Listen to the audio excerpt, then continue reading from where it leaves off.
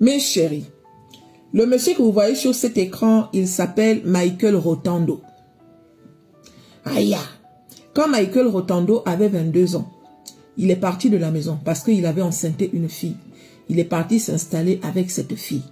Sauf que dès qu'il est parti s'installer avec la fille, ils ont eu l'enfant et quelque temps après, il a perdu son travail.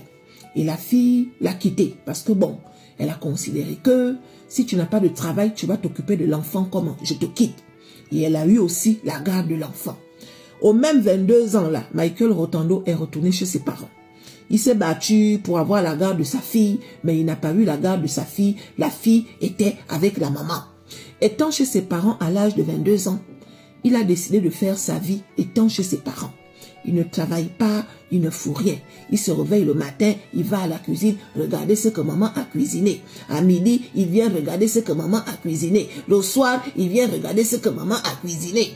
À un moment, les parents se sont concertés en se posant la question de savoir quel genre d'enfant on a mis au monde. Depuis là, pourquoi il ne retourne plus? Il est venu, il avait 22 ans, certes. Il a toujours 22 ans, mais il va partir de la maison quand? Les parents ont continué à jouer le jeu. Sauf que jouer le jeu là, aïe, c'est arrivé jusqu'à 30 ans. Mais avant les 30 ans, les parents lui ont même donné de l'argent en disant que tu étais déjà parti de la maison. Tu ne peux pas passer toute ta vie dans la maison de tes parents. Voici l'argent, va te construire une vie. Il a dit ok, l'argent que les parents lui ont donné, mes chéris, il a dépensé ça en faisant ces choses. Quand il veut sortir boire un verre, il boit le verre. Quand il veut sortir manger un morceau, il mange le morceau jusqu'à ce que tout l'argent que les parents lui ont donné est fini. Aïe, les parents ont dit trop c'est trop. Les parents sont allés porter plainte en disant que on aimerait que vous venez enlever notre enfant de la maison s'il vous plaît.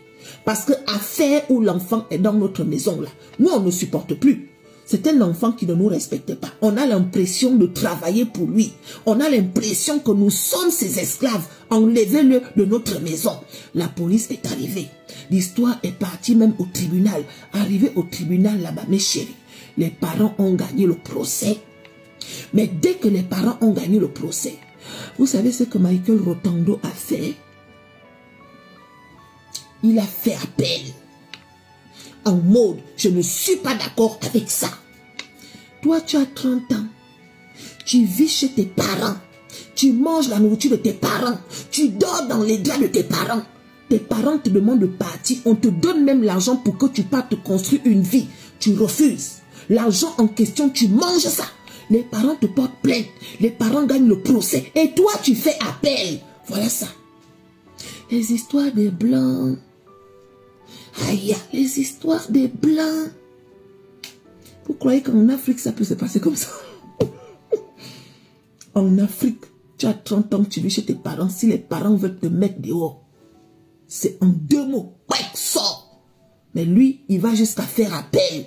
Comme quoi, il n'est pas d'accord avec la décision du tribunal. On peut faire ça. Mais bon. Donc voilà ça, mes chéris.